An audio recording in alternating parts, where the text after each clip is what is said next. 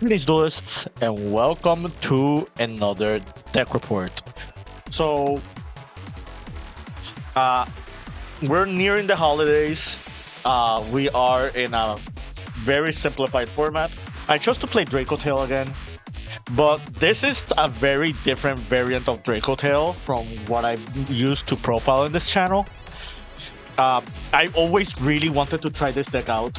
I just didn't get around to it because whenever I almost had the chance to play it, something else that just popped up just caught my attention more than this Dracotail variant.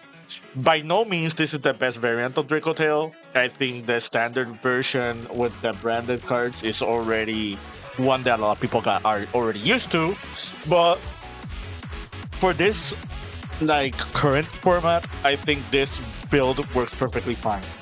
I think we are near the completion of this format.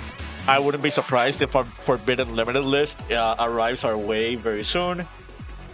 It's already been done in Asian English and OCG regions. I know Master Duel had a recent one as well.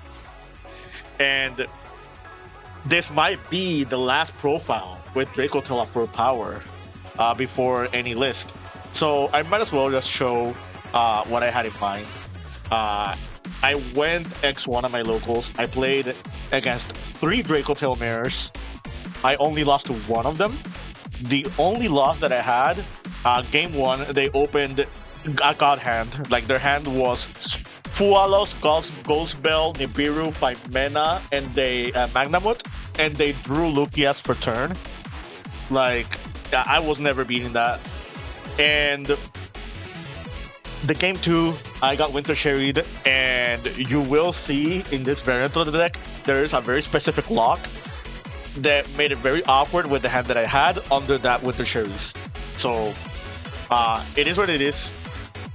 But yeah, I did win my other 2 Dracotail mirrors. I faced a Canine White Forest Synchron deck, which is kind of interesting. I also won against that.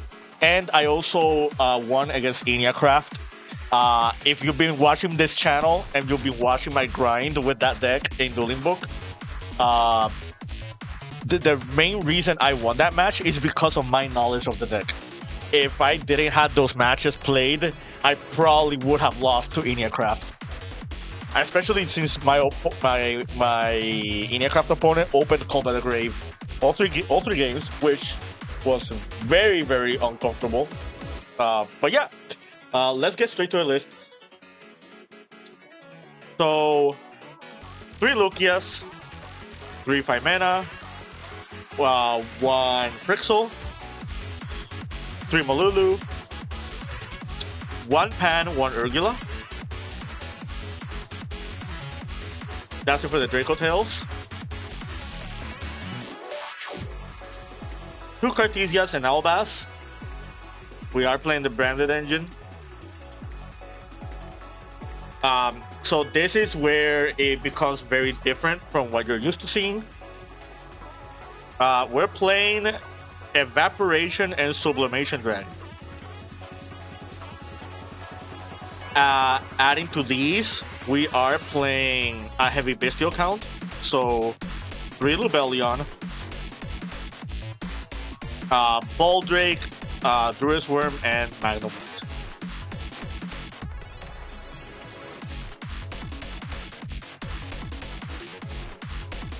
For other hand traps, we got 3 Fualos and 3 Nibiru.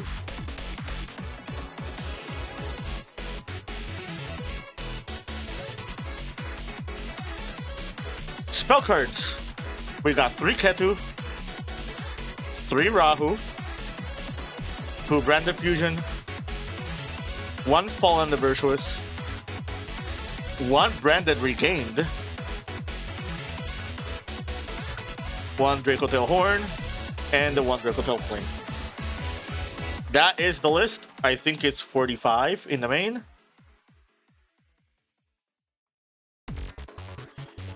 Side deck, triple Ash, triple Perulia, triple Meowls, triple Phantasme, 2 Bells, and a second Urgula.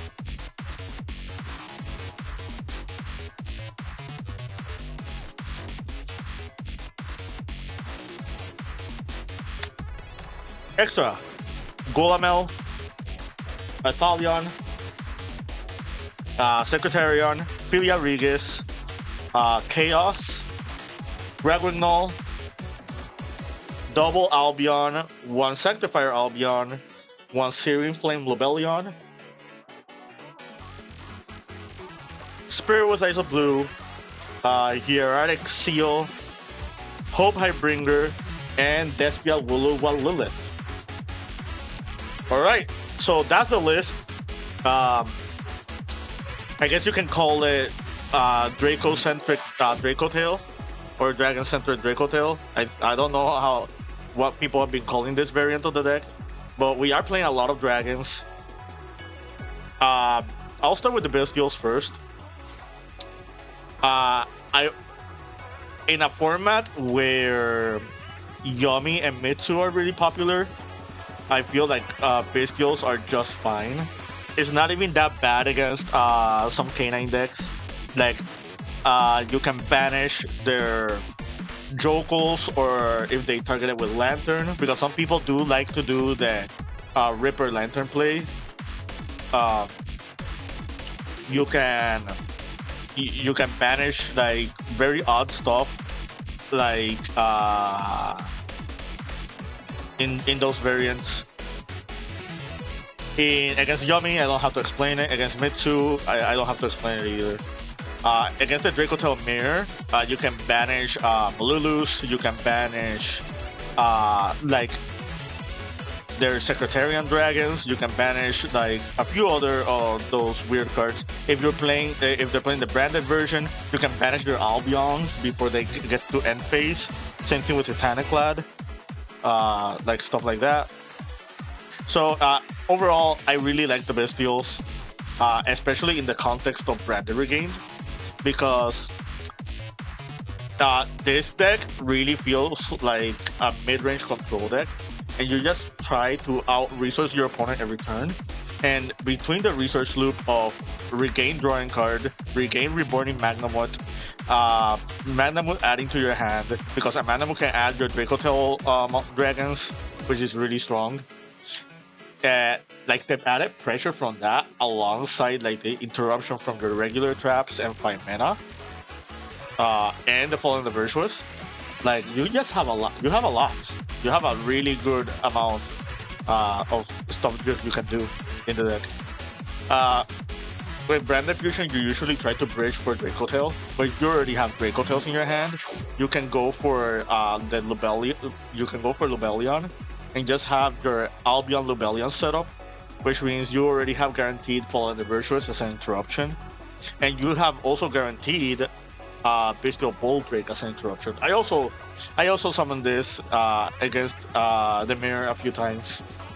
Like when they attempt to fusion summon, you just summon this, and in a new chain, this will try to banish whatever they have on board, which is really cool. Yeah, that's pretty much like the theme of the deck.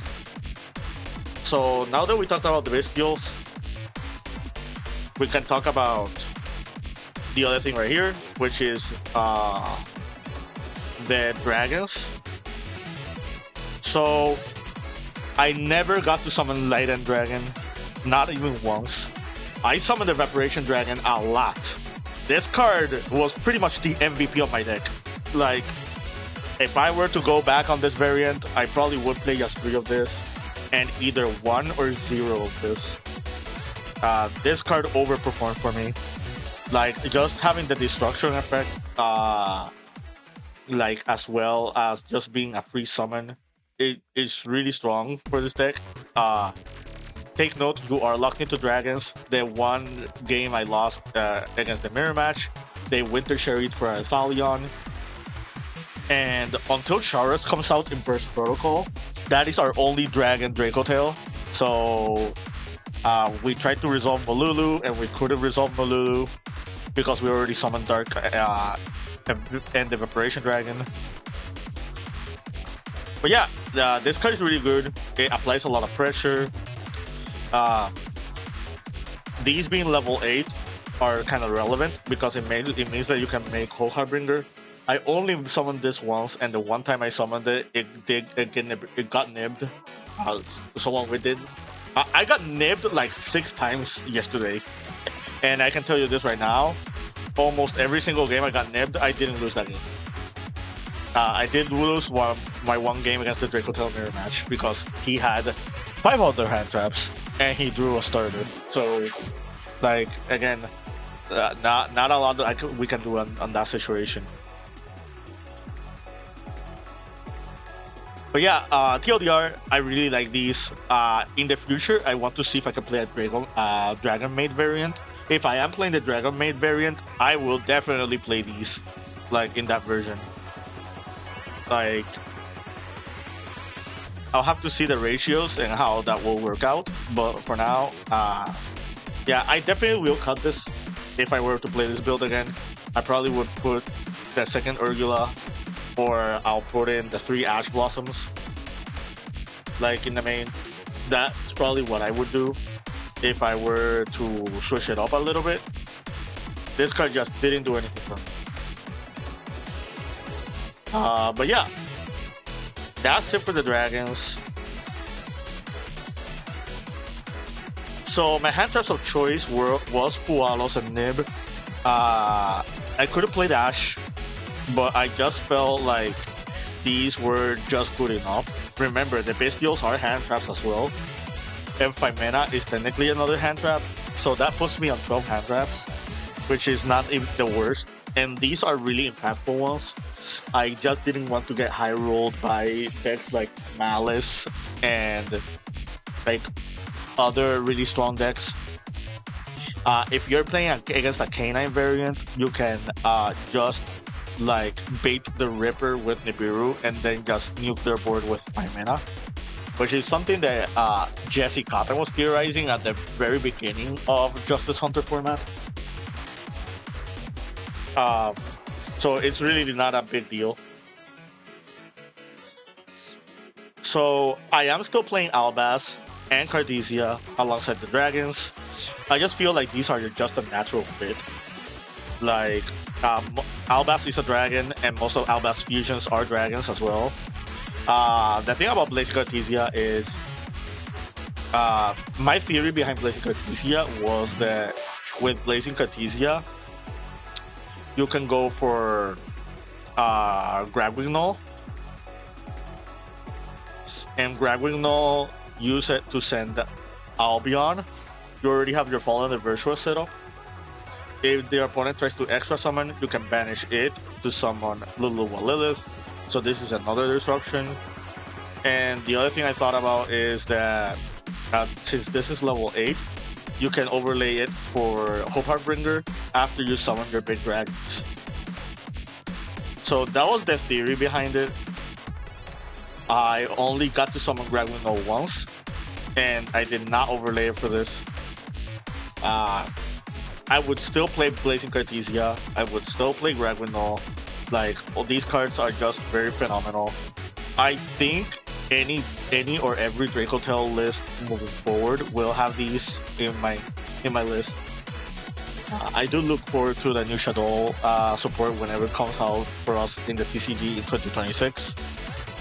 We will play these in that version as well.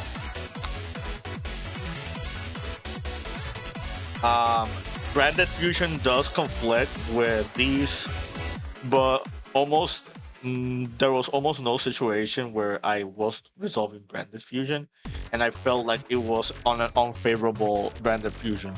I typically just end up summoning Albion with the Branded Fusion and just play Albion control. Use Albion to fuse with Albaz to make the other Albion, and then go from this Albion into either Philia Regis or Chaos. I did summon Chaos a number of times, and every time I summoned the Chaos, it was really good. Like, this is essentially like a blowout against a lot of strategies. Yeah. I think that's it for the deck. I think the side deck was okay. I didn't have a lot for the mirror, although I set a D6, and D6 were perfectly fine for the mirror. I didn't feel like I needed anything else.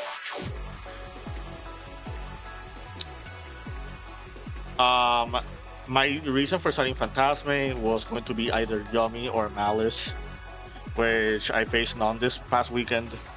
But you know, it's still there. It is a searchable dragon out of Magnamut, so if you're playing Bystial control, just makes it even better. And adding to that, it is a level 7 Dark Dragon, so you can make Philia Regis with this as well.